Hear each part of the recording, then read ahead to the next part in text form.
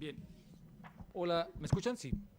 Bueno, buenas tardes. Me da mucho gusto verles otra vez acá. Siempre es una alegría. Por supuesto, también saludo a la gente que nos sigue por el Facebook.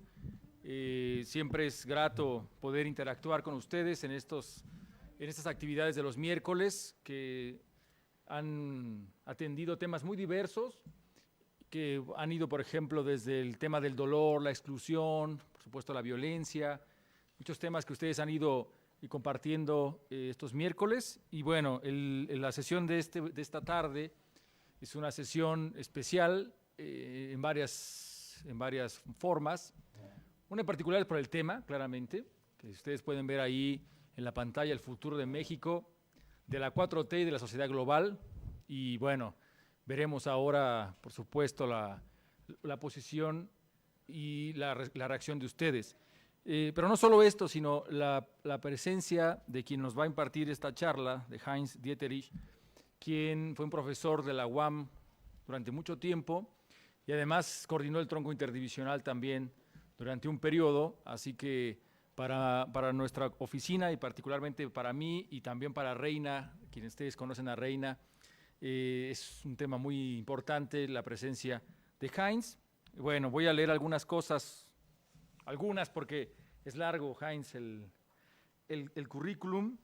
Tiene estudios en sociología en la Johann Wolfgang Goethe Universität en Frankfurt, PhD en Ciencias Económicas y Sociales en Bremen. Desde el 76 fue profesor de sociología en la UAM, ya les decía un poco sobre esto. Desde el 92 fue miembro del Sistema Nacional de Investigadores. Desde el 2011 fue vicepresidente de la Asociación Mundial de Economía Política, París y Beijing. Y bueno, podría seguir. Desde el 2019, fundador y director de una asociación para discutir el socialismo del siglo XXI. Dentro de sus publicaciones dice aquí que es autor y coautor de 30 libros, algunos de los cuales fueron publicados en 14 países y diversas lenguas, incluyendo el mandarín, lengua facilísima, ¿verdad, Heinz? Sí, claro. En italiano, en inglés, en alemán, español, portugués, catalán, turco, entre algunas de estas publicaciones. Nicaragua, la construcción de la sociedad sin clases, de 1980, Columbus und die Folgen, en el 91, Cuba ante la razón cínica, del 94, La conquista de la esperanza, diarios inéditos de Raúl Castro y Ernesto Guevara, del 95, voy a leer algunos nada más, La cuarta vía al poder, Venezuela, Colombia y Ecuador, en el 2001, Der Sozialismus des 21. Jahrhunderts, del 2006, Hugo Chávez y el socialismo del siglo XXI, Cuba, nach Fidel, y así muchísimas otras. Este es del 2007, el último del 2022, China y el futuro de la humanidad, liderazgo, ciencia y geopolítica, con Hu. Este sí, la verdad se las debo, no sé cómo esto, ahí sí, mi cantonés es verdaderamente nulo. Bueno, desde algunas actividades, invitado por profesor visitante en Alemania, China, España, Estados Unidos, Brasil, Nicaragua, Venezuela, Canadá, decía ya en la Ciudad de México, aquí en la UAM, pero también en el Centro Médico Nacional Siglo XXI con cosas sobre biotecnología, institutos de investigación sobre biología, autorizado por el presidente Fidel Castro, el entonces presidente. En Berlín con la Asociación Mundial para Economía Política, en Moscú, bueno, en Shanghái, en Hanoi. Entre sus distinciones también de formación fue doctor honoris causa por la Universidad de San Marcos, en Lima, Perú, doctor honoris causa en la Universidad Luterana de Salvadoreña de San Salvador y también por la Universidad Pedagógica de Lima, Perú. Fue invitado por el presidente Hugo Chávez y el Parlamento latinoamericano para dirigir el proyecto de investigación sobre la deuda social de América Latina. Y bueno, tendría que seguir diciendo muchísimas cosas, lo cual nos va a tomar mucho tiempo, así que mejor quiero agradecer a Heinz por aceptar esta invitación, por visitar su casa, una casa que sigue abierta para él, por supuesto, y que, bueno, ojalá ustedes tengan este interés de interactuar con Heinz, preguntar, decir su punto de vista sobre temas tan candentes como este. Heinz, pues bienvenido y gracias por aceptar. Gracias, Roberto. Los viejos amigos como Noé.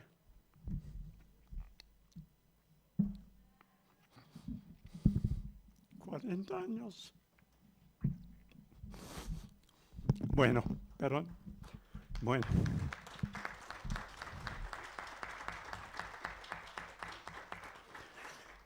Un regreso al pasado. Bien. Perdón, me da mucho gusto estar aquí con ustedes y las palabras de Roberto y tantos amigos de entonces. Y obviamente los tiempos han cambiado. Los estudiantes de hoy no son lo que eran en aquellos tiempos, muy diferentes. La universidad es no lo que era en aquel entonces. Todo era diferente en el fondo. Por eso la primera pregunta que hice aquí a mi servicio de inteligencia del tronco, si a ustedes realmente les iba a interesar el tema de la 4T y de México. Y me dijeron mis amigos que a los chavos no les interesa la política, pero la 4T obviamente es política. Entonces la primera pregunta que yo quisiera hacer, para no hablar en el aire, es ¿por qué están aquí? ¿Están obligados aquí? ¿Y van a ver su celular y ver TikTok y otras cosas? ¿O están aquí voluntarios? Porque eso hace una diferencia fundamental en lo pedagógico, obviamente, ¿no? Cuando tú mandas a alguien que tenga que aprender, esa es una situación de coerción y eso es malo para la educación. La educación en el fondo requiere que haya voluntad de quien recibe la información y el otro que da la información. Entonces la pregunta que yo me hice es cómo conectar con ustedes. Y es una pregunta que me he hecho múltiples veces en el tronco interdivisional. Después trabajé varios años en la Rectoría General como asesor científico del rector general, muy diferente. Aquí llamaban al tronco las minas del sal o Siberia, porque no querían ir los profesores, decían. Y allá obviamente en Rectoría General era un búnker, ¿no? Era un palacio de burócratas, básicamente. Y no tiene nada que ver con enseñanza, nada. Una institución bastante superfluo, que cuesta mucho dinero y no sirve para un carajo. Bueno, era bueno conocer los dos lados, aquí abajo y acá y allá arriba. Y entonces, a veces, muchas veces los lunes o los viernes, en el tronco, como yo daba clase en la tarde, entonces el problema era que los alumnos estaban cansados, estaban fastidiados. Y el viernes querían salir, el lunes, pues obviamente nadie tiene ganas de trabajar. Entonces, a veces, generalmente, tú como profesor tienes que pensar cómo despiertas su interés. Porque de nada sirve que te echas tu rollo y allá están dormidos los 30 y eso no funciona. Y entonces yo encontré que en el fondo hay 3, 4 temas para despertarlos o para interesarlos. Y todos esos temas tienen un punto en común, que es lo que ustedes se dan cuenta cuando están con el dentista. Cuando se acerca el nervio, se empiezan a despertar. Y eso es el elemento común en esos temas que, gracias Renita, en esos temas que yo tocaba para despertarlos. Un tema obviamente que les interesaba mucho era las relaciones sexuales. Pues sería muy extraño que a esa edad de ustedes no jugara un papel fundamental en su vida.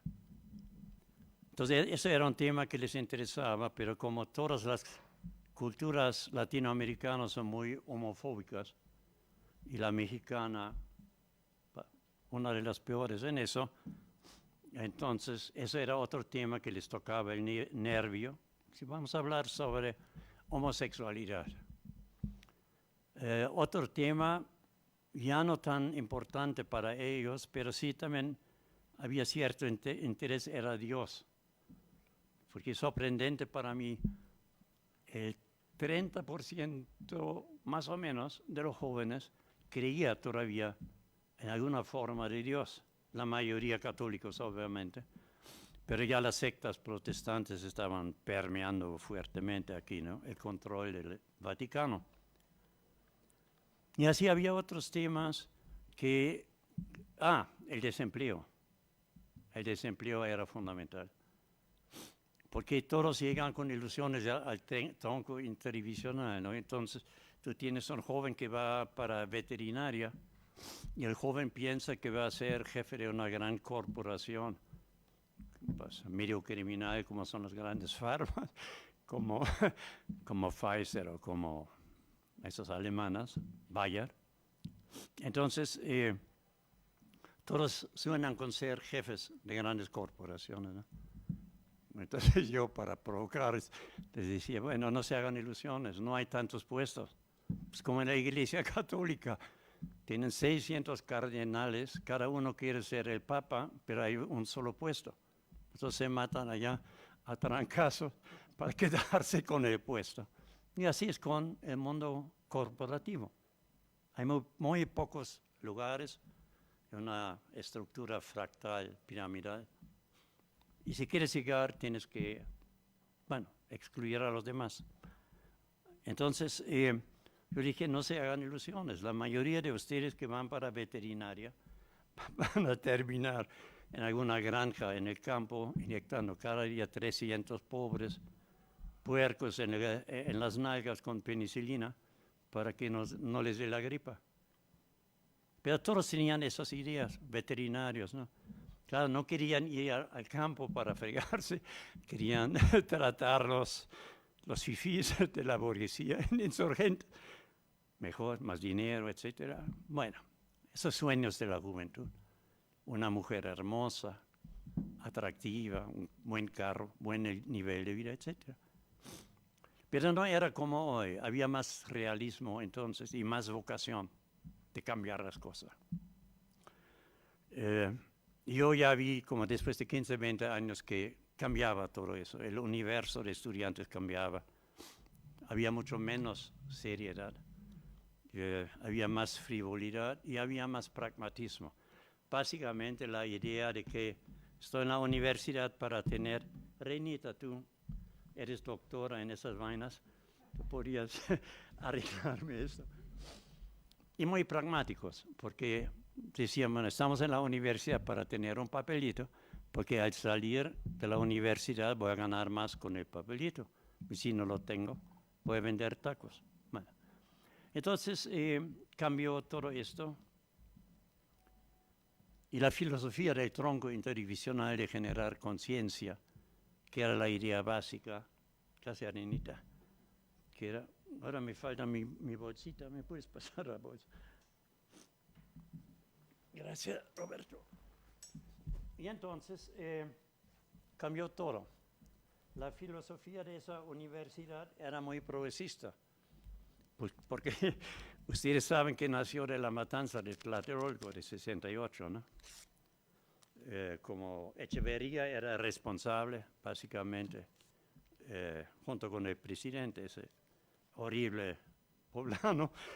Entonces, cuando llegó a la presidencia Echeverría, tenía un bloqueo de las clases medias. Entonces, no querían enviar a los niños aquí. Y entonces decidieron crear nuevas universidades, entre ellos la UAM. Pero además de eso, querían hacer un nuevo sistema que se llamaba modular, que era diferente al sistema de la UNAM, de Poli, etc. Y era en el fondo una copia de nuevos sistemas avanzados en Francia, Alemania, etc. había por el movimiento estudiantil mundial una época de renovación en todo el mundo, pero también de democratización. Así nace entonces el tronco interdivisional. La idea es que tú tienes que tener 3 profesores de cada división de Xochimilco 1 y que pueda explicar a los muchachos los pros y contras con cada carrera que escogieron. Si quieres ser biólogo, si quieres ser odontólogo, etc.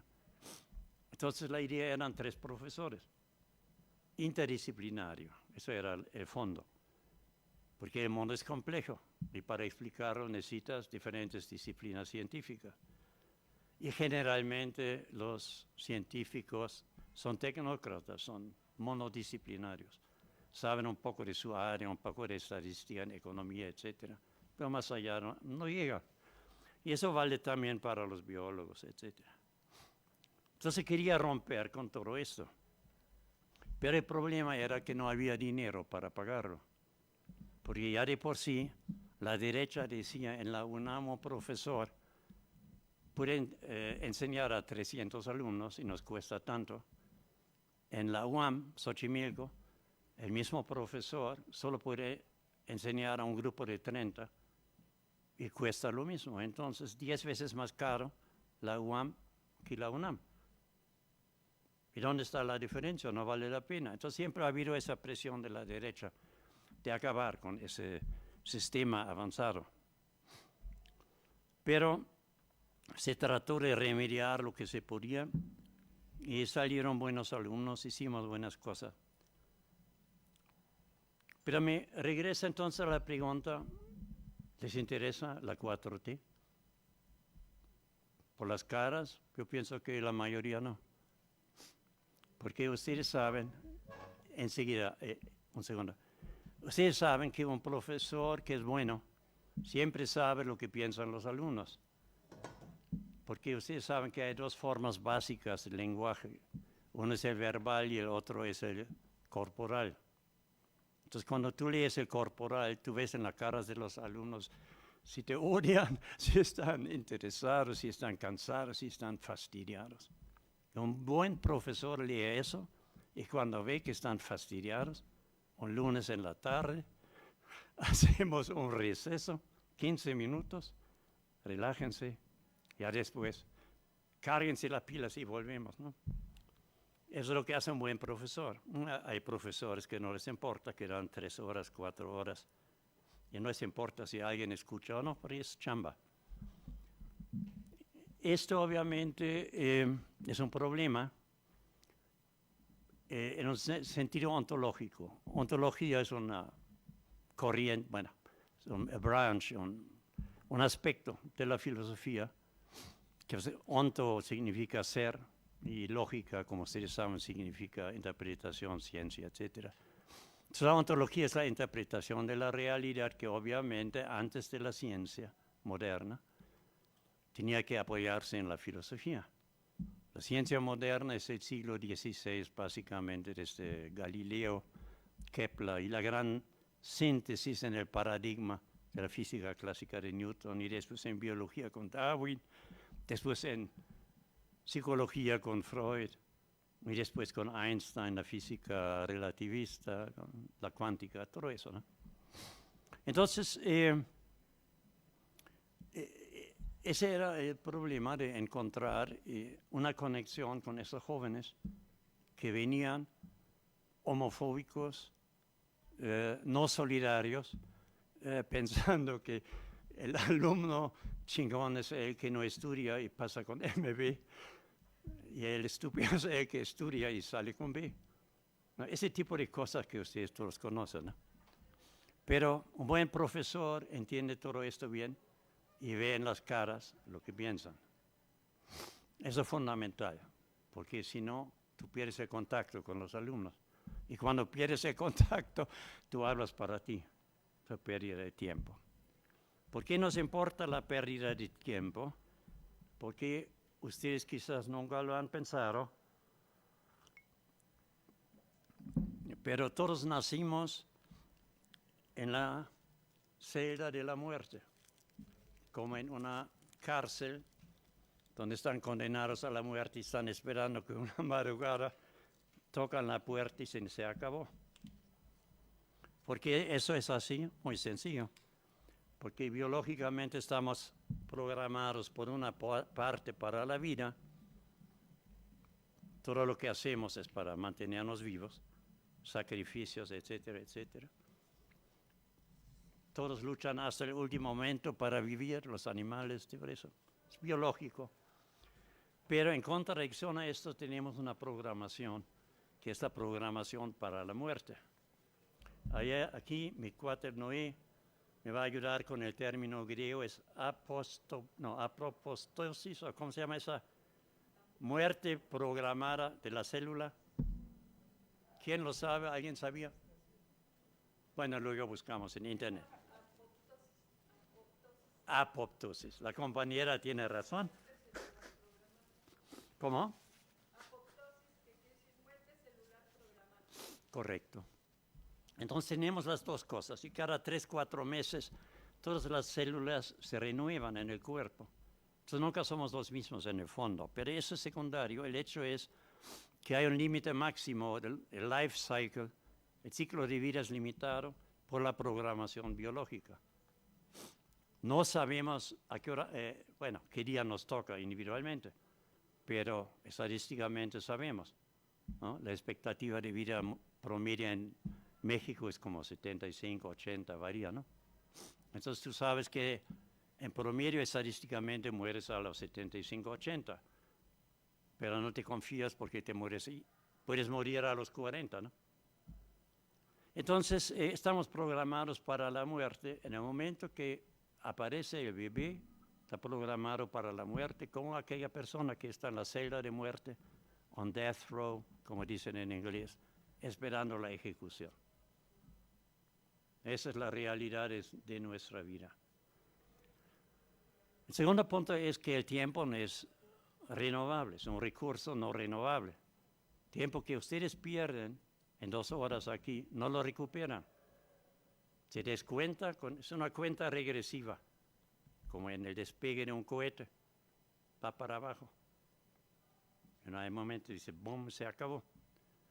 Entonces, ustedes tienen que entender el valor del tiempo y lamentablemente nos enseña eso. El tiempo es fundamental porque no lo recuperan. Y eso hay que tomar en cuenta en esos procesos en el tronco interdivisional. No sé qué tan buenos sean los profesores que ustedes tengan ahora, ¿no? Ojalá que sean buenos y comprometidos. Pero el tronco es la gran posibilidad de ustedes de corregir ilusiones y errores para el resto de su vida. Y eso es único, porque si tú estás en la UNAM, tú entras en economía o en psicología desde el primer semestre, te enseñan cosas específicas, pero no te hacen reflexionar sobre nada más. No es su chamba. Entonces, aquí sí tienes la posibilidad, pero muchos estudiantes no entienden esa posibilidad y muchos profesores o no le interesan o no quieren hacerlo porque es más esfuerzo. Necesitas más cultura, necesitas ser interdisciplinario porque en lugar de los 3 que debían representar las divisiones, estás solo. Y luego hay esas cosas absurdas que en las divisiones muchos profesores no quieren ir al tronco porque piensan que es poco prestigio, etcétera, ¿no? Y que no es para los chingones que están arriba en el postdoctorado, etcétera, ¿no? Pero están equivocados. Y el problema de eso es entonces que muchos no querían ir voluntariamente al TID. Técnicamente es así que cada división tiene que aportar según la cantidad de estudiantes que tiene un número de profesores al TID. Si tú eres coordinador, Roberto sabe todo esto, te llega un número de biológicas, de CIAD y de sociales. Biológicas la más grande, por supuesto, te tienen que mandar más. Pero ¿qué hace el jefe de división cuando alguien no quiere ir? ¿Cómo lo puede obligar? Lo que sucede entonces muchas veces es que mandan a la gente, los jefes, con la cual no se lleva bien. Y dice, ese profesor causa mucho problema, mucho conflicto. Lo mandamos al TID. Entonces, en lugar de tener en el TID, estoy hablando en términos generales, ¿no? Entonces, en lugar de tener una selección positiva de los mejores, como debería de ser en el TID, muchas veces tú tienes lo contrario. Y entonces, no les importa realmente lo que hacen los alumnos, y muchos piensan de esos profesores que no tienen reflexión ni conciencia, que es pérdida de tiempo el TID. Y siempre ha habido intenciones de acabar con esto. Siempre ha habido el intento de gente malintencionada o sin nivel de integrar ese trimestre a sus divisiones.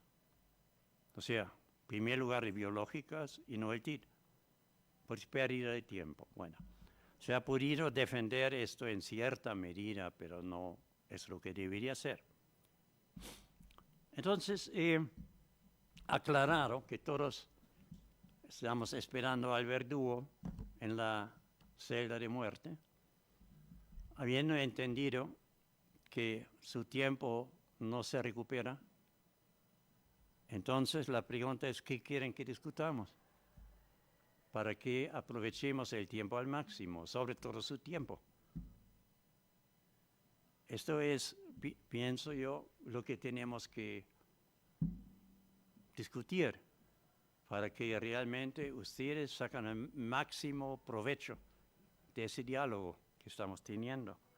Pero para eso tienen que hablar. Si quieren hablar de las corcholatas, si quieren hablar de AMLO, si quieren hablar de lo que va a pasar en 24 o 30, si quieren hablar de la situación económica, si quieren hablar de crimen organizado, si quieren hablar de los gringos, ¿quién va a ser el presidente gringo? Porque obviamente algunos de ellos saben lo que se puede hacer en México se decide en Washington. México es una neocolonia. Es muy fácil de entender esto. Me imagino, en sus caras veo que ningún profesor les ha hablado de esa cosa. Bueno, todavía les queda como 7 semanas, ¿no? La pregunta es entonces, ¿ustedes ya definieron sus temas de investigación? Porque lo idóneo es que ya estuvieran trabajando en eso. ¿Sí lo tienen? ¿Qué van a investigar ustedes allá? Los 3. Sí, ustedes 3. Sí, ¿cuál es su tema de investigación? Es la inseguridad en Xochimilco. ¿Cómo? La inseguridad en Xochimilco. ¿Inseguridad en Xochimilco? ¿En el pueblo o dónde? Sí, la alcaldía, Xochimilco. Ok, tú también tienes un tema, Bio, ¿no? A mí me toca, bueno, escogimos el desempleo que habrá después de acabar la universidad y y que enfrenta los egresados con la inteligencia artificial. Muy interesante, Sí. poco difícil, pero interesante. ¿Qué otro tema de investigación ya se definió en sus grupos? No tengan miedo, yo no puedo reprobar a nadie aquí. O sea, que pueden hablar libremente. Suicidio involuntario, el espectro del suicidio en la comunidad de la UAM Xochimilco, primavera 2023. Perdón, en la comunidad Xochimilco, ¿qué? El trimestre primavera, estamos en primavera 2023. ¿Qué entendiste? ¿El subsidio? El suicidio en la UAM Xochimilco. Bueno, sí. ¿Pero hay alguien aquí que quiere suicidarse? No. ¿Ha habido suicidios aquí? Poco, ¿no? Pero es la Universidad Xochimilco o en la comunidad.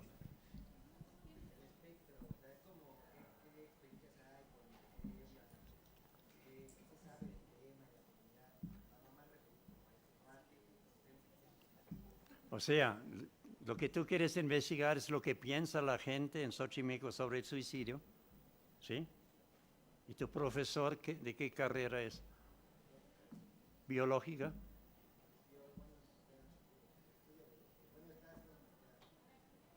Biología. ¿Y sabe de psicología? Si él sabe de psicología, porque ese tema es sociológico y psicológico. Bueno, pregúntale. Pero diplomáticamente para que no seas el primer suicidado en este trimestre aquí. ¿Hay un otro tema? No, ¿verdad? Ah, ya. De cómo el burnout afecta en el desempeño académico. ¿Cómo es que? Otra Bur- vez. De cómo el burnout, o sea, el... El burnout. Sí, Ya. Todos ustedes saben que es un burnout. Bueno, cuando estás agotado, exhausto, y prácticamente estás a punto de entrar en la depresión. Y la depresión es una patología real, seria, una enfermedad seria. Entonces estás en el punto de borderline, como dicen los gringos, ¿no? En una vida normal y una vida de chingar, ¿no? Así de serio. Entonces la pregunta es en qué medida afecta el burnout, ¿qué? Por supuesto. Por supuesto, si tus pilas están vacías como profesor, es obvio que no puedes motivar a nadie. Si tú como alumno tienes tanto problema, el trabajo, en la familia, en la relación, pues obviamente no te vas a concentrar aquí, ¿no? Si no tienes dinero, entonces, ¿cómo te vas a concentrar, qué sé yo, en el paradigma científico de Newton? La diferencia entre una hipótesis causal y una descriptiva. Cuando estás pensando cuestiones existenciales, entonces, a ver, ¿y tu profesor qué formación tiene? veterinaria, ¿no? Es veterinario, Veterinario. sí. ¿Y está preparado para ese tema? Mm, pues se está preparando junto con nosotros, igual investiga. Está bien. No, ahora que dices veterinario, se me apareció la pregunta si burnout hay también en animales, pero pensando bien, es obvio que sí, ¿no? Tú puedes torturar a un animal tanto que se destruye.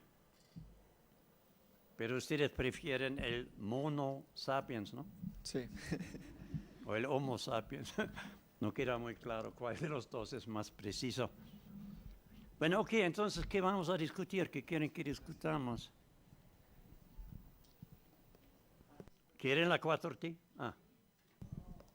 ¿No? Bueno, relacionado a eso de la 4T, ¿cómo? ¿Qué? Sí. Relacionado a México y el futuro y todo eso, me pregunto yo, ¿por qué es que México no opta, no necesariamente deslindarse de la economía global o de tratados internacionales, sino sobre una economía nacional? O sea, todo el mundo sabe que México tiene todo lo necesario para autosustentarse, pero no lo hacemos. Obviamente, pues, el gobierno tiene sus intenciones, ¿no? El capitalismo y todo eso. Pero no sé por qué ni siquiera hay estados que lo intenten aplicar. Ajá. ¿Y cuál es tu respuesta? Sí.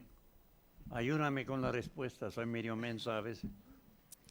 Burnout profesional. ¿Cuál es tu respuesta?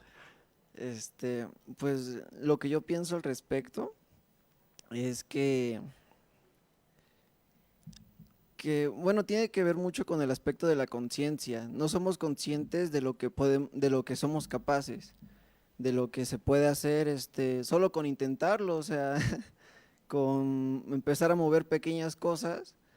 Por ejemplo, en un pueblo o en lugares así, sobre todo más que nada en los que tienen descendencia indígena y todo eso, tienen una mayor facilidad para autosustentarse. y siento que eso se puede aplicar en México para, ahora sí que no meternos en más conflictos económicos con otros países. Ok. Aquí la muchacha tenía una pregunta. Bueno, yo respecto al tema que queremos tratar hoy, lo que a mí me gustaría saber, aparte de la cuarta transformación, sería ¿qué va a pasar después de las elecciones? De 24. Sí. Ok. Bueno, entonces arrancamos por allá. ¿Ustedes saben de qué volumen es el intercambio comercial entre China y Estados Unidos, las dos economías más grandes del mundo?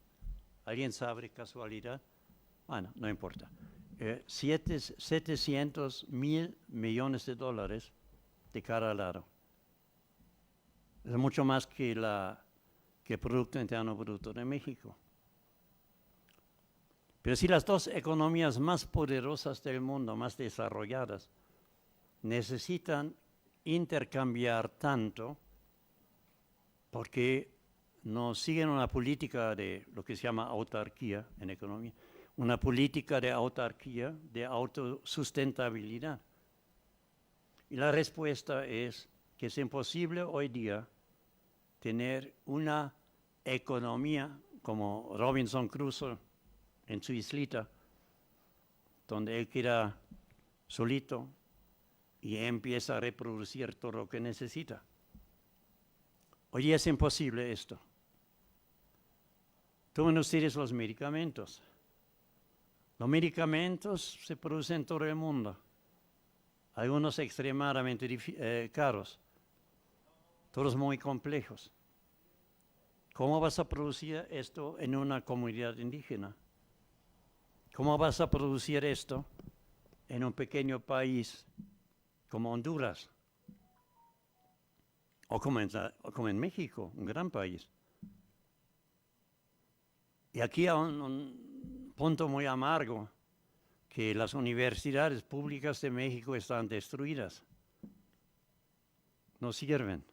Son mediocres, son corruptos y no producen. Bueno, producen, pero como abogángsteres en la UNAM, en cantidades industriales. Porque si todo el mundo se queja de la corrupción, bueno, la corrupción es ejecutada por seres humanos.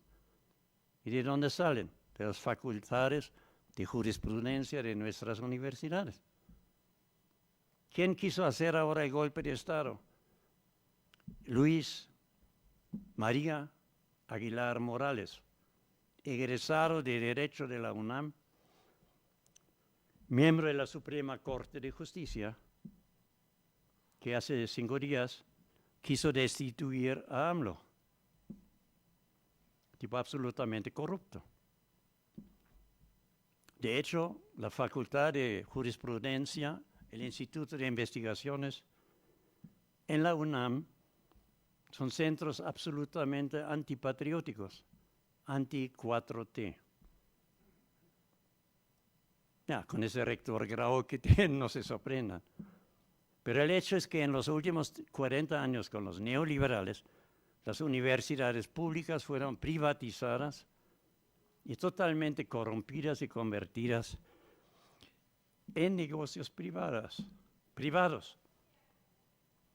Tomen, por ejemplo, la UAP, la Benemérita Universidad Autónoma de Puebla, muy grande, era excelente a nivel mundial en física, etcétera, etcétera, pero fue privatizado por la dinastía de los Doher. Entonces, una mafia que se apoderó y hizo gran negocio. Toman ustedes la Universidad de Guadalajara. Estaba en manos de una mafia familiar. Toman ustedes la UNAM. ¿Quién controla la UNAM desde hace 40 años? Una mafia de médicos y de abogados, de priistas básicamente, que ponen así sus cuates. Mediocres todos. Graue, ¿qué currículum tiene? Además es corrupto. Ahora ustedes podrían decir, no, Heinz, estás muy radical. Nuestras universidades públicas son buenas. No, eso es falso. Tú puedes preguntar cuántos premios Nobel han producido las universidades latinoamericanas en los últimos 40 años, o las mexicanas. Más allá del químico que trabajaba en Nueva York y consiguió el premio Nobel por el agujero de ozono, no ha habido ninguno. Pero la calidad de una producción la mides por el resultado de la producción. ¿Dónde está? No hay. Pero es más fácil demostrar esto. Ustedes saben que casi 4 años ya tenemos la pandemia del COVID y ninguna universidad pública de México, ni el Poli, ni la UNAM, ni la UAM, ni la de Puebla, de Guadalajara, el TEC, etcétera, etcétera, ha producido una sola pastilla para combatir esa enfermedad.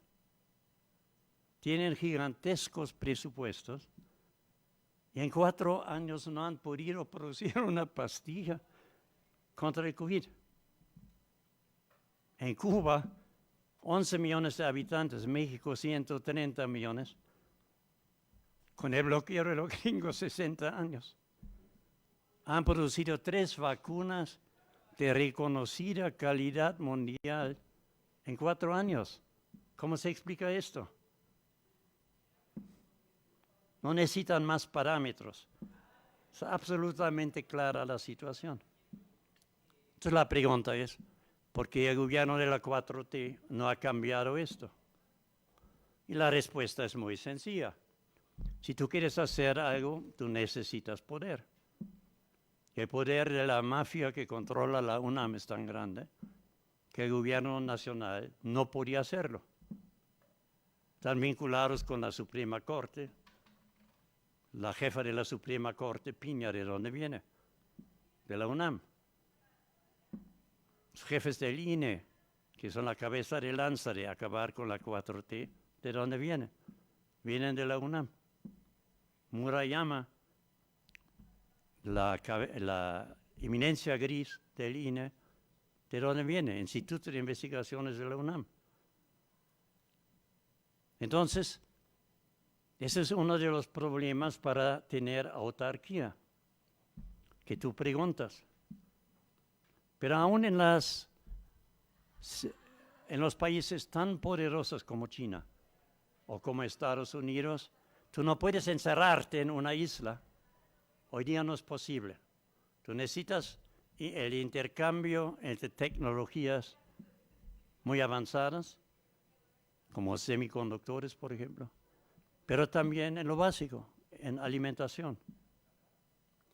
Entonces no es posible económicamente tener un sistema de autosuficiencia aquí, como dice el joven, y no es cierto que México tiene todo lo necesario para esto.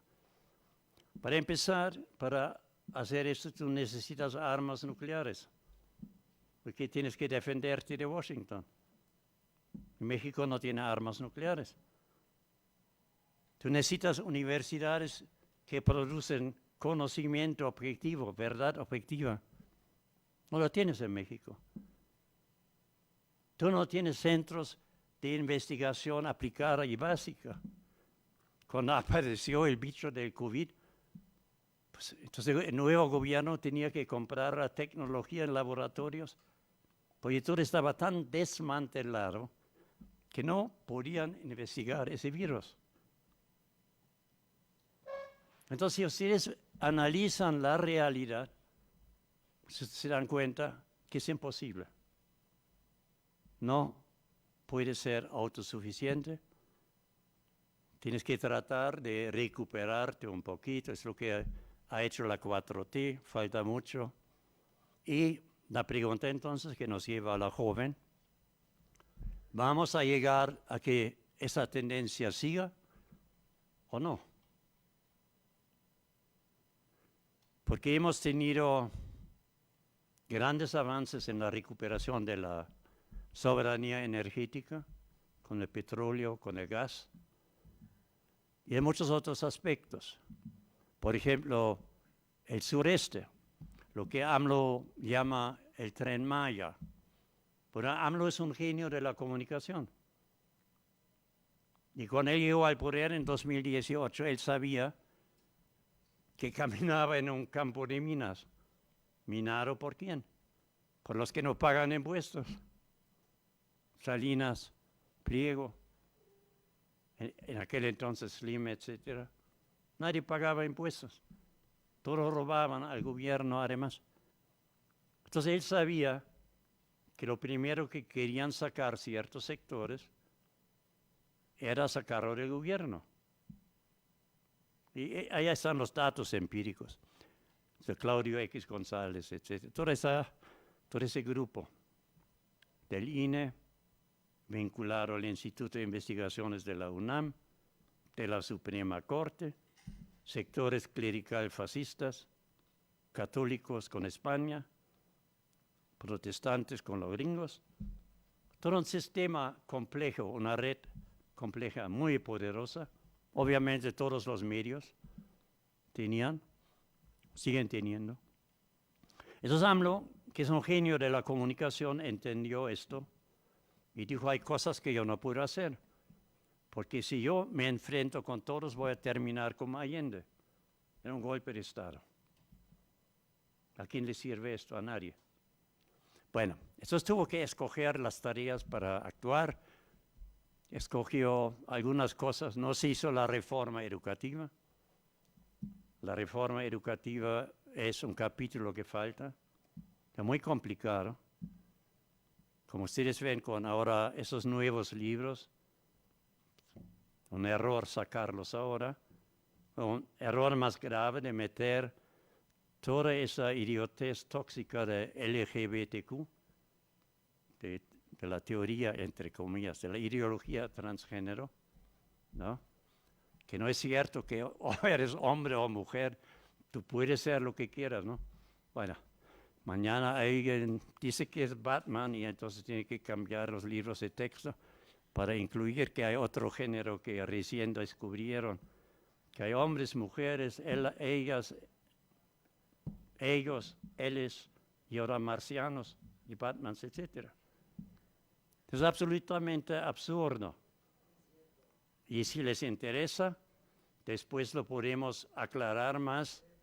Después discutimos, compañero, aguanta un momento. Después discutimos una diferencia cualitativa entre el derecho a la homoerótica, a la homosexualidad, sean hombres o mujeres, que sí es natural, y esa cosa de LGBTQ, que es un gran negocio promovido por Washington para lavarles el cerebro y meterse en esas tonterías, que no tienen ninguna base científica, ninguna. Entonces, bueno, adelantando ese aspecto, cuando empezaba a discutir con los muchachos medio dormidos los lunes, bueno, vamos a hablar de homofobia. Es la agresión contra gente que tiene relaciones homoeróticas del mismo sexo, ¿no? Ya la iglesia dice, no, es una aberración, hay que hacer terapias de conversión a la fuerza, etc. Es una enfermedad. Entonces son idioteces y mentiras para mantener el control de las cabezas. ¿Cuál es la realidad científica? En todas las sociedades humanas, el 7% de la población en promedio prefiere relaciones homoeróticas a relaciones heteroeróticas. El 7% más o menos. Entonces, la preferencia mayor en las sociedades humanas y en los animales, la gran mayoría también, es heterosexualidad. Todo eso es absolutamente claro. Porque si no, ya no habría seres humanos, ¿no? Porque si todas las personas serían homoeróticas, ya no habría reproducción, ¿verdad? Porque los hombres, por más que quieran ser mujeres, no pueden tener niños, ¿no? Y 2 mujeres, por más hombres que quieren ser, no pueden tener niños, ¿no? Muy sencillo. Entonces, por naturaleza, el género es binario. Y tú puedes inventarte lo que quieres en tus relaciones sexuales, en tu alcoba. Tú puedes fantasear lo que quieres con tu compañero o compañera. Y puedes decir, yo soy Batman y yo tengo 3 penes, etcétera, etcétera.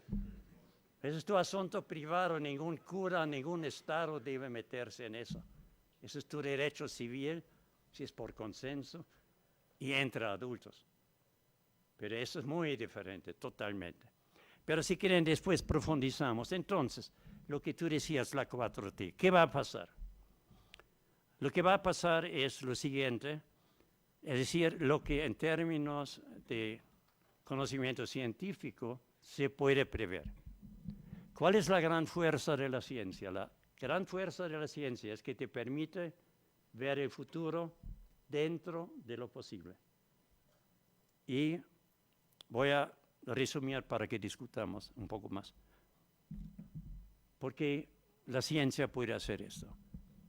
Porque el universo está organizado en sistemas. Todo está concatenado. Y los elementos de esas redes o sistemas se influyen mutuamente. Generalmente en términos simplificando causa-efecto o asociaciones, correlaciones estadísticas, etc. Pero una relación. Todo afecta a todo.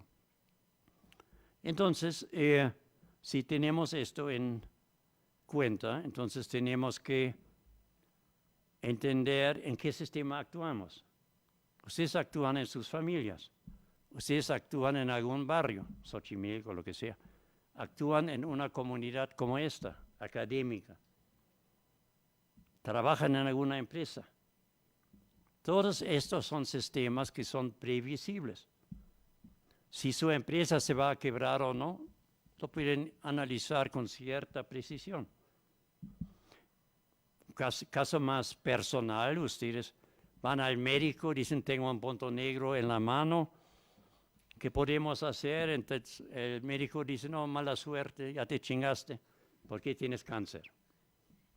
Ok, entonces tu pregunta es, ¿qué puedo hacer? Si tienes suerte, se puede hacer algo. Y si no tienes suerte, entonces se acabó.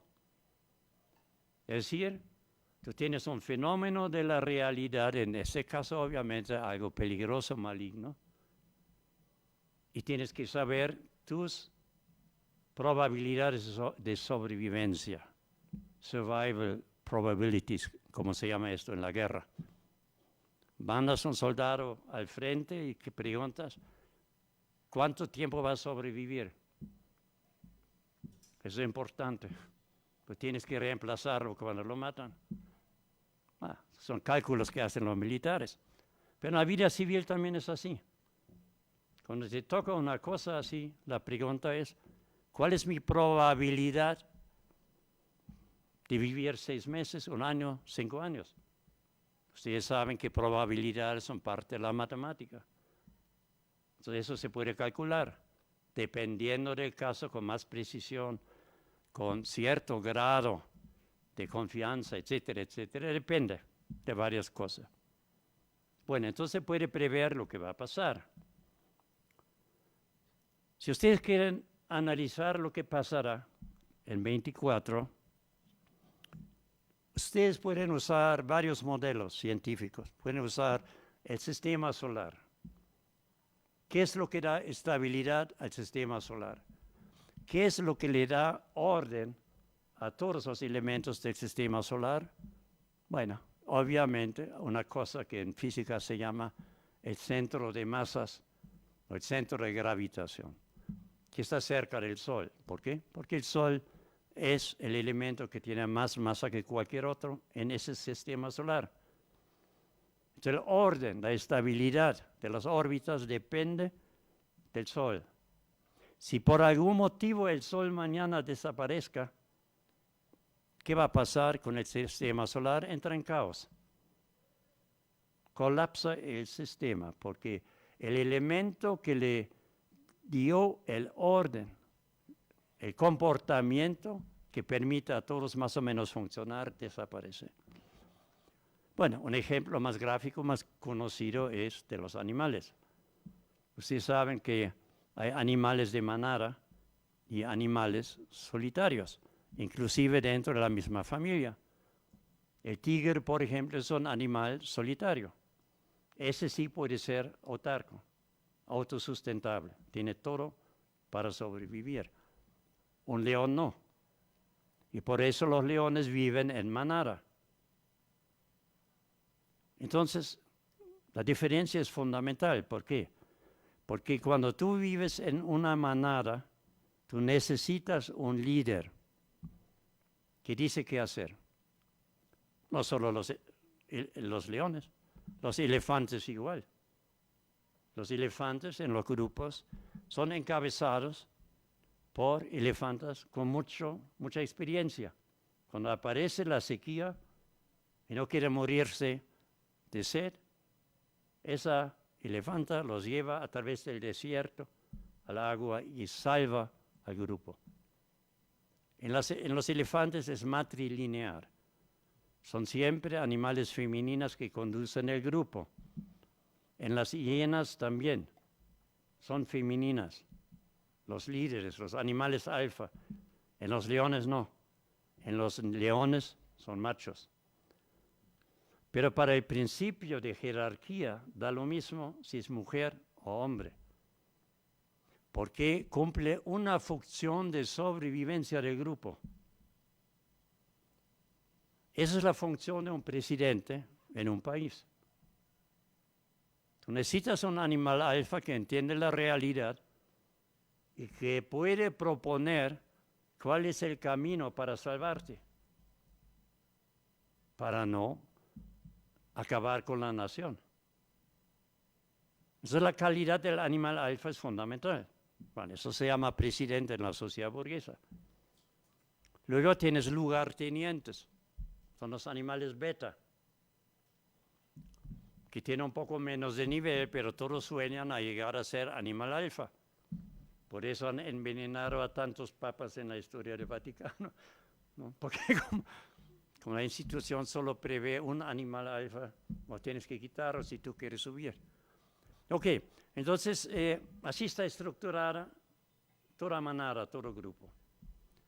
Y aquí hay una relación interesante. Si ustedes alguna vez más adelantaron en su estudio, empiezan a estudiar la geometría fractal, entonces ustedes van a entender que una correlación positiva entre el número de elementos de una manada, de un sistema, y el grado de democracia que puedes conceder. Y la relación es así: a mayor número de miembros de la manada, menor posibilidad de democracia. Es decir, mayor necesidad de centralización. Ese es el punto. Entonces, cuando desaparece el animal alfa por algún motivo, y en 24 el animal alfa va a desaparecer por decisión propia, desaparece el sol del sistema solar. Y la pregunta que ustedes pueden hacer, ¿cuáles van a ser las consecuencias, las turbulencias sistémicas por la desaparición de ese centro de gravitación?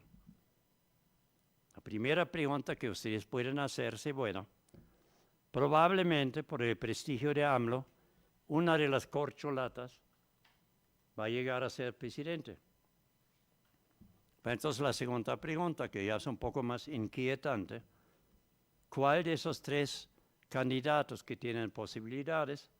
Bueno, Sheinbaum, Ebrard, Adán Augusto López. Bueno, el cuarto obviamente no tiene posibilidades, pero esos primeros tres pueden llegar. Entonces la pregunta es, ¿uno de esos tres tiene las habilidades de AMLO para controlar a la derecha, para responder a los gringos, porque somos neocolonia, para hablar con los militares, porque en toda sociedad los militares son el centro de poder y no hay que hacer ilusiones sobre esto? ¿Alguno de esos tres es capaz con la mañanera de confrontar a los medios chayoteros, que son todos. Entonces, la respuesta, cada uno de ustedes tiene que tomarla. A mí me parece que la respuesta es obvia, que ni Adán Augusto López, ni Sheinbaum, ni Ebrard tienen las capacidades para seguir esa curva ascendente que hemos tenido en 5 años y medio. La pregunta entonces es, si esta curva no sigue ascendente, ¿qué rumbo va a tomar? ¿Va a estancarse? ¿Va a caer para atrás? ¿Regresan los neoliberales? ¿Van a vender todo en el sureste? ¿Privatizan todo, etcétera? ¿Vuelven a robar? ¿Lo que va a pasar? Y el sureste no es un pequeño Tren Maya, como dijo AMLO, para despestar a todos esos corruptos que en nombre de ecología trataron de bloquear el avance de transformación en el sureste. Bueno, hoy día ese es el proyecto mundial de desarrollo más grande en América, porque tú tienes allá Austin y Texas con el petróleo, tú tienes el gas, tú tienes el canal interoceánico, el corredor paralelo al canal de Panamá. Tú tienes todo, tienes aeropuertos internacionales como Cancún, que tienen una muy buena distancia, casi equidistante para llegar a Europa, para llegar a Estados Unidos, para llegar a Asia. Vas a tener un nuevo aeropuerto internacional en Tulum. Vas a tener un nuevo ferrocarril de 1.700 kilómetros, hecho con tecnología avanzada de China, que es la más avanzada que hay en términos de railways, de ferrocarril. Todo eso es una joya económica, que obviamente se le apetece a los gringos, etc. Y a los neoliberales. Entonces, en 24 seguramente no vamos a tener el control del Estado con la fuerza que hemos tenido. No sabemos quién va a ser presidente en Estados Unidos. Puede ser Trump, que es probable, puede ser Kennedy, que es posible. Pero lo que se decide en el Palacio Nacional se decide en Washington. No tengan ilusiones. Y eso no es ningún milagro, no tiene nada que ver con simpatías de AMLO para uno u otro. Comparan ustedes la producción económica. El Producto Interno Bruto de Estados Unidos es como, depende si usan términos nominales o Power Purchasing Parity, como se llama, capacidad adquisitiva. Es como 24 trillones en inglés de dólares. ¿Cuál es el Producto Interno Bruto de América Latina? Bueno, como 8.5 trillones. Pero aquí una cosa, en América Latina hay 600 millones de habitantes. Estados Unidos tiene como 330 millones. Es decir, los gringos, con la mitad de la población latinoamericana, producen el doble en bienes y servicios durante un año que aquí. Y eso les da una idea sobre los niveles de producción y de tecnología de producción en ambas regiones. Los gringos tienen el dólar, que es la moneda mundial, que determina el precio del petróleo. Tienen armas nucleares en nuestra frontera. Tienen un ejército de 1 millón de soldados. Entonces la correlación de fuerzas entre México y Estados Unidos es tan grande que esa dependencia limita automáticamente lo que se puede hacer en México en términos de una política de soberanía y autodesarrollo. Y esto, con eso termino, eso por supuesto se refleja en los estados. Se festejó que había ganado Delfina Gómez en el Estado de México, que es el estado más importante de la República. Pero lo que Delfina puede hacer obviamente viene del Palacio Nacional. Todo estado es vertical, lógico. Entonces, Palacio Nacional se decide lo que se hace en el Estado de México. Y lo que se decide en Palacio Nacional tiene que ver con los gringos, que dicen tal y tal cosa, no te lo permiten. Ningún gobierno mexicano puede mañana comprar aviones de combate en Rusia, pese a que son los mejores que hay en el mundo. Sería su fin. No hay soberanía. Hay que ver esos datos reales para entender qué va a pasar a partir de 24. Y para ustedes es un tema fundamental, porque ustedes se juegan su futuro académico, de trabajo, etcétera, etcétera. Entonces, eso debería ser un tema fundamental. Y si ustedes quieren dedicarse a esto en sus investigaciones, conviene hacerlo. Bueno, ya me sacaron la tarjeta amarilla. Muchas gracias. Podemos discutir si quieren ustedes. No, abrimos preguntas, justo. Sí. Sí.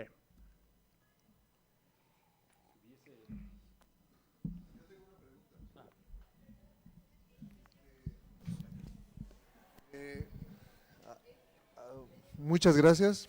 Yo soy de nuevo ingreso y la verdad es que estoy completamente de acuerdo con lo que nos explica al respecto de nuestra dependencia de Estados Unidos. Estoy completamente de acuerdo con sus posturas, sus postulaciones.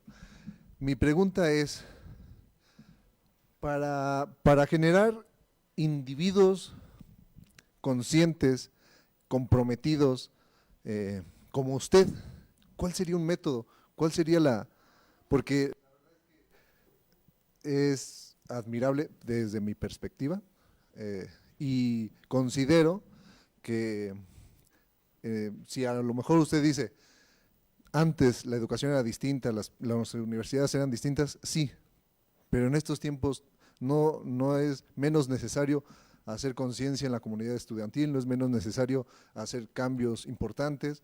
Digo, la dependencia de Estados Unidos es una cosa muy lamentable, pero eso no quiere decir que no haya necesidades.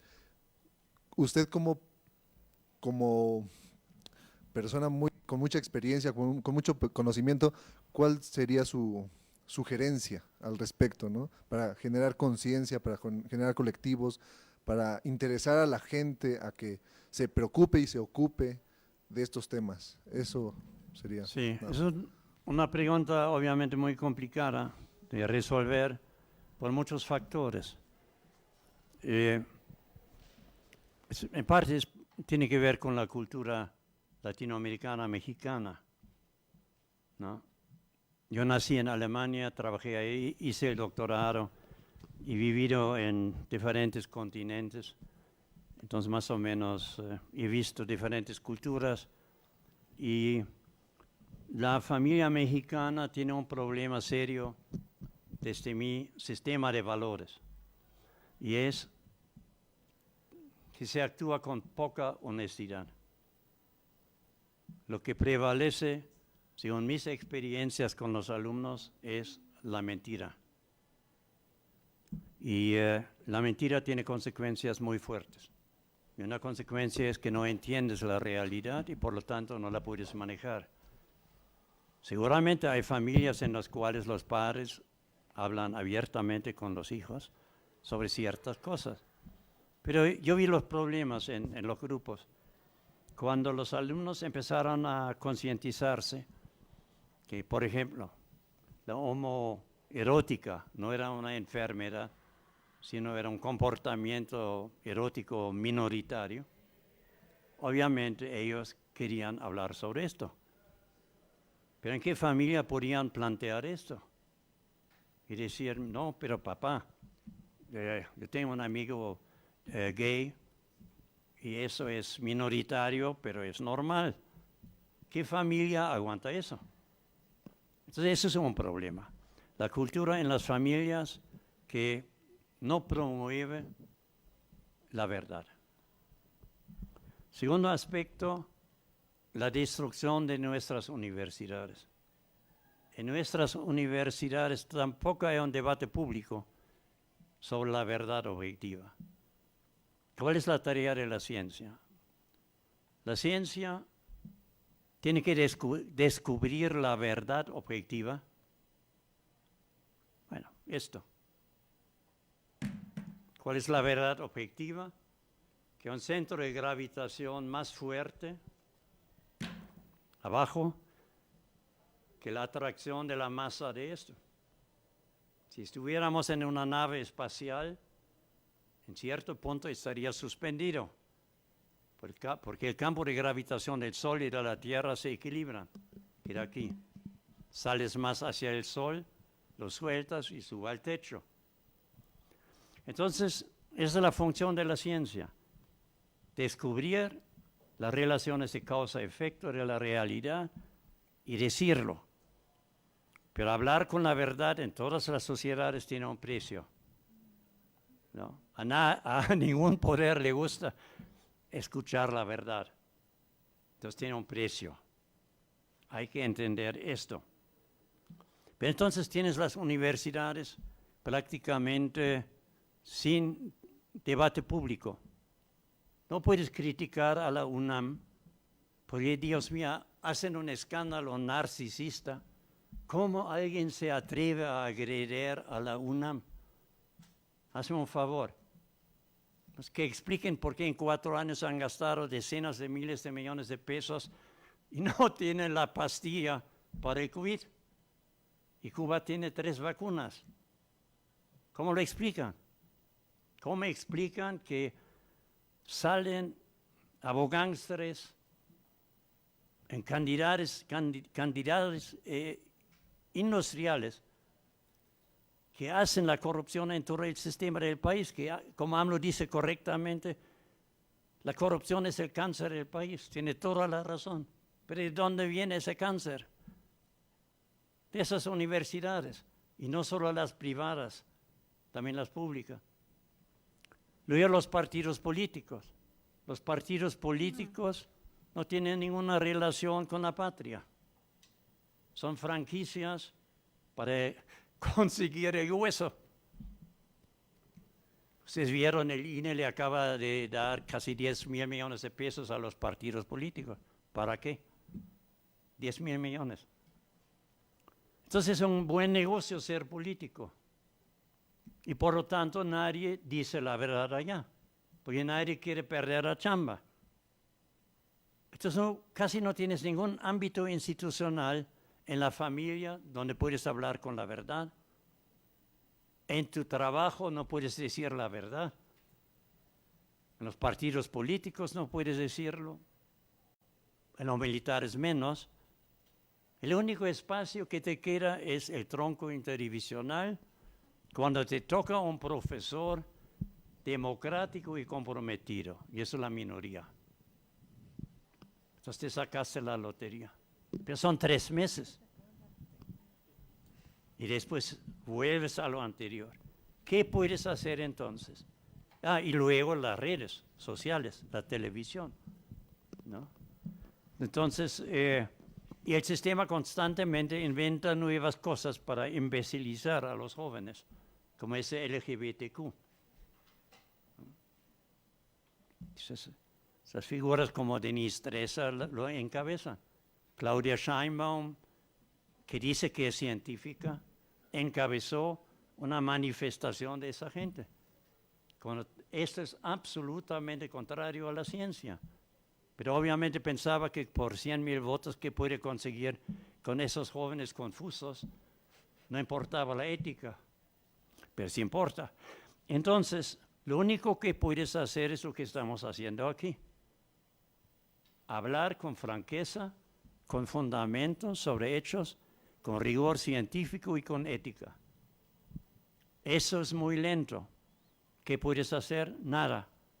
Porque las clases dominantes, las élites en el poder, siempre han reservado los medios de comunicación para sí, ¿no? Por eso el pobre Jesús tuvo que andar allá en sus guaraches y tratar de crear un movimiento con 10 discípulos. Y esa cosa. Estamos en la misma situación porque la televisión no te la van a dar. Pero no hay otra solución. Y allá, cada uno de ustedes como joven tiene que decidir lo que quiere hacer. Como yo decía al inicio en el ejemplo de los veterinarios, de los médicos, o tú puedes estudiar para hacerte rico, o tú puedes usar tu conocimiento para apoyar a la gente. Esa es la gran disyuntiva que tienes. Sí, y cada una de tus decisiones tiene su precio. Y cada uno tiene que decidir su sistema de valores y lo que quiere ser en la vida. Bueno, muchas gracias, profesor, por la plática. Y un poco desesperanzadora, la verdad, pero bueno, creo que es mejor verlo desde ahí a verlo desde otro punto de vista.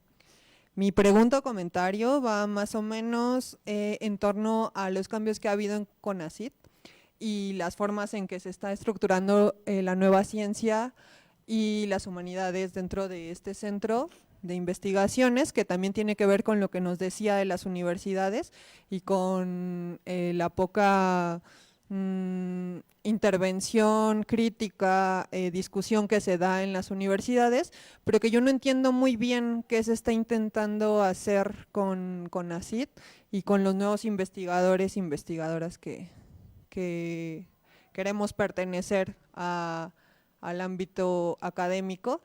Y pues nada, por ahí va mi pregunta.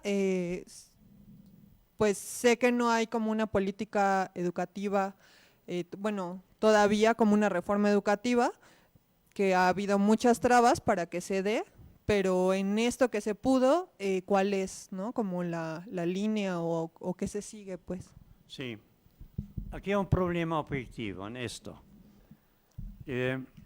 Cuando tú hablas de una organización, tú hablas inevitablemente de la creación de una burocracia, porque una organización, por la cantidad de gente que tiene, necesita delegar parte del poder a autoridades superiores.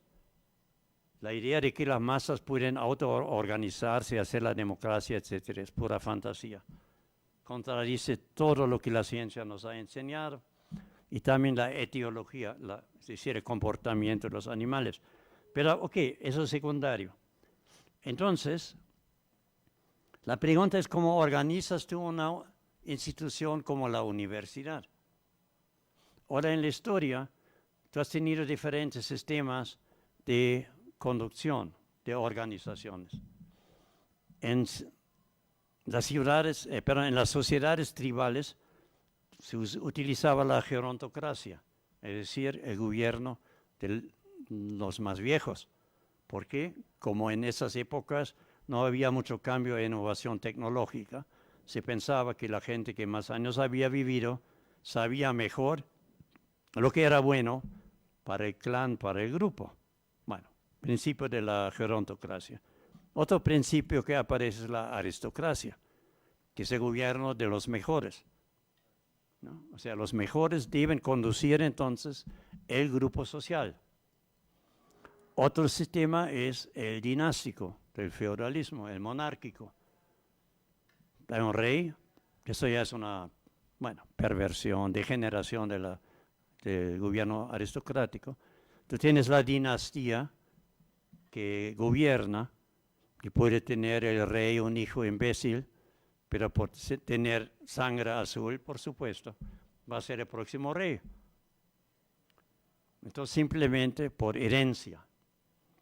Tienes otro sistema que se llama dedazo, que ha funcionado en México 100 años. Entonces, por eso me sorprende que AMLO quiso hacer las primarias con encuestas. ¿Por qué? Si la tradición política secular del país es que la fuerza que dirige el país decide al sucesor, ¿por qué cambiar esto? Pero sí hizo, creo que fue un error. Bueno, errores se pagan, vamos a ver qué pasa. Pero entonces tienes ese sistema de la dedocracia, que los que tienen el poder deciden. Y escogen, por supuesto, la gente que más seguridad les da que van a continuar el rumbo que protege sus intereses. Lógico. Luego tienes sistemas oligopólicos. Un oligopólico es un sistema de dominación de algunos elementos, 3, 4, como mercados oligopólicos, todo eso. Pero también lo hay en la política porque tú puedes analizar la sociedad y vas a encontrar 5 o 6 élites de poder que deciden lo que pasa. Ya está el gran capital industrial, el gran capital comercial, el gran capital inmobiliario, tienes los militares, tienes allá las iglesias, las burocracias del Estado, etc. Pero ¿quién gobierna en las grandes ciudades en México? El cartel inmobiliario. Eso decide lo que pasa en la ciudad. Y hay 3 grandes cárteles inmobiliarios en México. Entonces, entre esos diferentes sistemas de conducción, entonces aparece la democracia burguesa. Bueno, los fundadores dicen, bueno, hay 2 líneas. Puede ser participativa, todos votan, todos deciden. Rousseau, después Marx toma eso. O la otra que dice la masa es incapaz de autoorganizarse. Tocqueville, los fundadores de la democracia liberal, básicamente. Se impone la liberal con el colapso de la Unión Soviética. Y entonces democracia prácticamente es el voto de la mayoría. Una vez en 4 o 6 años, el ciudadano tiene un derecho que puede deponer un papelito. Y la mayoría, entonces, decide el presidente, entre comillas, y si no le gusta a la clase dominante, el presidente hace un golpe militar como contra Allende, etc. Esto obviamente tiene muchos problemas, porque simplemente hay cuestiones que no puedes decidir por mayoría. En ciencia, la verdad objetiva no depende de mayoría. Tú puedes reunir 50 científicos y uno lanza una tesis y 49 dicen es equivocado, no comprueba que está equivocada. Porque puede ser el uno tiene la razón y los otros no. Toma un avión. El avión cae en lo que se llama un wind shear, cae verticalmente, así muy peligroso. Entonces, ¿quién decide? Bueno, el capitán es el animal alfa, debe decidir, pero allá está el copiloto, dice yo soy animal beta, vamos a discutir cómo salvar el avión. Y luego está el ingeniero de navegación, que dice, no, yo también sé de esa cosa, vamos a discutir los 3. Y entonces van a discutir qué van a hacer mientras el avión se cae así como una piedra, muy peligroso. Y tiene segundos nada más. Ya, entonces otro puede decir, no, pero necesitamos la democracia básica. Tenemos 200 pasajeros. Vamos a preguntar qué piensan ellos, qué hay que hacer en esa emergencia. Bueno, tú llegas a la primera fila y ya no existes, o ya te estrellaste. Entonces hay situaciones en que la democracia no funciona.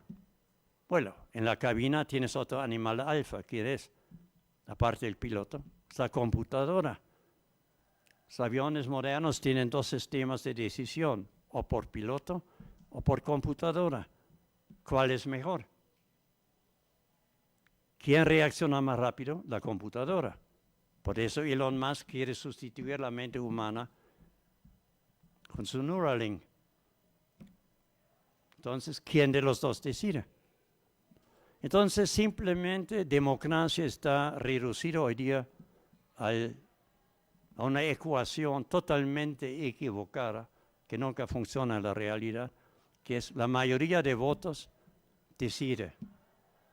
¿Cómo?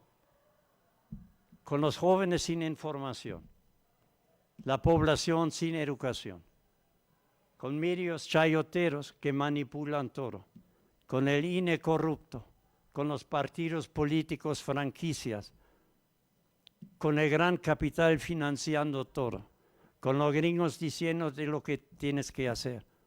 ¿Cómo en ese entorno vas a tener una decisión democrática? Es absolutamente absurdo pensar esto. Todo sistema y decisión requiere condiciones objetivas. Y cuando no existe, es ilusorio querer hacerlo. Y esa es la situación de la democracia. Entonces, ¿qué se ha impuesto en las universidades? Para cerrar esa pregunta. Con Salinas de Gortari era el gran destructor del país, junto con Ceballos, el panista, los dos, diabólicos los dos. Con él se convierte la universidad pública en un negocio privado, neoliberal. Ya no hay meritocracia, ya no llegan los mejores a conducir la UNAM. Llegan los cuates, los mediocres, los que dicen sí señor, etc. Y eso explica por qué en nuestras universidades no tienen científicos de nivel ni con valor cívico para hablar. Por eso no tienes un debate público en México. No existe. En esta universidad, ¿quién ha investigado la 4T? Es la coyuntura histórica más importante de los últimos 50 años. Tú pensarías que en una división de ciencias sociales hubiera mínimo 20, 30 investigaciones sobre lo que va a pasar, qué se puede hacer. Nada. No existen. Ese es el entorno. Entonces, para la universidad tienes que tratar de restablecer la meritocracia. Pero es una cuestión de poder. Y AMLO no lo tiene. La 4T, ¿no? Y la quinta T probablemente mucho menos. Cerramos, por favor. Sí, una más. ¿Ayudas, por favor? Por el micrófono en particular para la gente que está en Facebook no nos escucha si no lo usamos. Sí. No, espera. Es que si no, no nos escuchan. Gracias. El New York Times quiere entrevistarte, no, espera. Heinz, algo importante que a veces yo quiero hacer en el grupo, en el turno vespertino, a veces les pongo pequeños ejemplos. Ayer, antier, vimos la película El Grito, el por qué en relación a cómo se fundó, por qué la trascendencia para fundar nuestra universidad. No había mucho interés, algunos sí estaban atentos, etcétera, y les recordé lo que estaba pasando cuando pasó el movimiento de los médicos, el movimiento ferrocarrilero, durante el movimiento de Díaz Ordaz, Luis Echeverría, así muy sucintamente, ¿no? Y también, pues bueno, yo creo que la conciencia social se va viendo con los movimientos sociales. Y en ese sentido tenemos muy claro los médicos que salieron para pedir su basificación, tener un salario adecuado y eso. Pues es importante y a veces dejamos de lado, no los vemos. Nos nublan los ojos con todos los medios de comunicación. Entonces parecen cosas intrascendentes, pero a veces están muy jóvenes los compañeros, yo les digo alumnos, y a veces no ponen la atención necesaria. Y a veces puede ser un mensaje subliminal más que frontal para no decir, nos está alienando a ciertas circunstancias, sino tratarlos de inducir a través y concientizarlos a través de unas circunstancias de esta índole que nos están atañendo, ¿no? Y yo pues realmente transité por los 70s en la Facultad de Ciencias con una situación bastante social, bastante fuerte y me marcó. Y en la actualidad pues a través de eso aprendí muchas cosas y me di cuenta en qué entorno social con todo lo que has dicho. Y así seguí aprendiendo y a veces trato de imbuir en mis alumnos esa actitud consciente de conciencia social hacia nuestro país. Y yo creo que es una forma que muchos deberíamos de nosotros como profesores inducirlos y es una parte importante que yo creo necesaria introducirles en la cabeza que estamos en un contorno, como decimos en un contorno social, político, económico y social. Gracias. De acuerdo.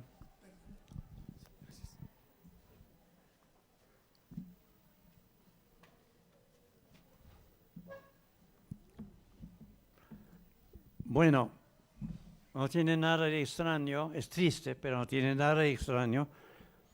La derecha tomó el poder hace 50 años. Bueno, puedes regresar a Díaz Ordaz o Ávila Camacho si quieres, pero más destacadamente con Salinas, básicamente, ¿no?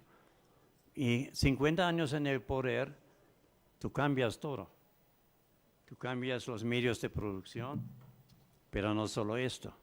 Tú cambias los currícula en las universidades, en las escuelas, privatizaron las escuelas, generaron esas universidades privadas chafas, ¿no? Etcétera. Entonces, pero tú creas un nuevo ser humano. Esa es la clave. Todo sistema de producción genera su equivalente antropológico. Y tú necesitas para cada sistema de producción, sea mecánico, industrial, digital, un determinado tipo de trabajador. Y el trabajo te socializan. Y tienes en la vida privada los medios de comunicación globalizados. Entonces, paso a paso se adecua el ser humano heredado de esa fase combativa de los 60, 70 a la nueva realidad, con nuevas narrativas, nuevas mentiras, nuevas corrupciones, como Salinas con aquel sistema del SNI. ¿No? ¿Qué fue el SNI? Fue la compra de artistas y académicos para que se callaran la boca ante lo que iba a hacer. Entonces, yo creo que hay que entender que en medio año tú puedes despertarte y estás en un nuevo mundo. Y eso es lo que pasó con los neoliberales. Y después, por problemas en la dialéctica del poder, llega AMLO, ¿no? Explicable todo eso, pero no hay tiempo. Y entonces ellos subestiman a ese hombre que no sabe hablar, que es un naco, que no tiene cultura, etcétera, etcétera. Y se equivocaron, porque AMLO es el líder político más capaz que tiene América Latina, mucho más que Lula, etcétera. Por eso todavía está aquí, solo por eso.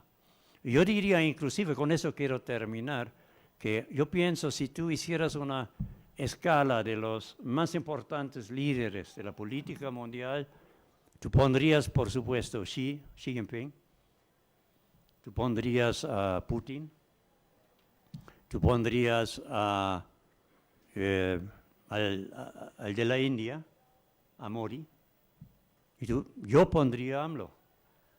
Todos son diferentes, porque las condiciones objetivas todas son diferentes. Xi Jinping tiene un partido comunista de 90 millones de hombres, mujeres disciplinados, con conciencia política. Y aquí no hay ningún partido o sindicato con conciencia política, no existe. Entonces cada situación es diferente, pero dentro de esas diferencias yo pienso que AMLO es uno de los 4 más grandes que ahora viven a nivel mundial. Y eso es lo preocupante en 24, porque él va a dejar un vacío de poder. Y por supuesto, la derecha va a tratar de aprovechar el vacío de poder. Y no espera hasta 24. Han tratado 3 golpes de Estado en el último año. Uno por el coordinador del PAN en la Cámara de Diputados, vía la Suprema Corte. Segundo, cuando AMLO habló de golpe de Estado técnico, nuevamente la Suprema Corte. Y el último, con Morales, vía la Suprema Corte de Justicia. Eso no es casualidad. El modelo de golpe de Estado actual se llama Revolución de Color. Fue desarrollado en Nueva York en 1989 en el Instituto Einstein. Ya no es como Pinochet. Tú mandas los tanques, son muy visibles, mucha sangre en la calle, no conviene. Lo haces con ese modelo.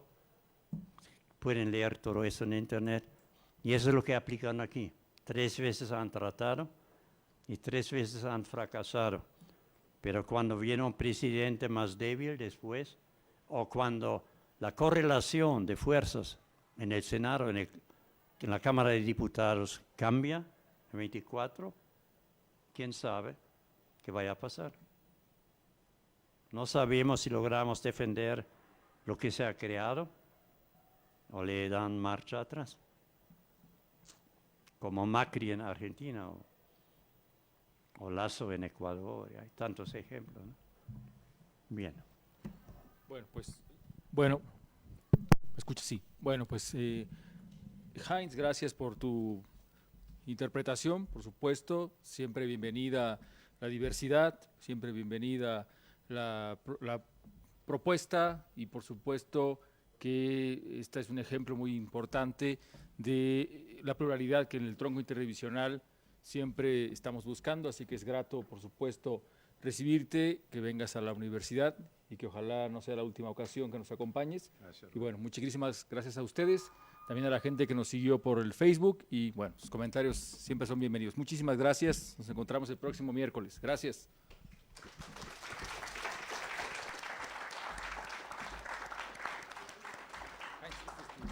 Constancia. Sí, ya lo vi. Sí. Gracias.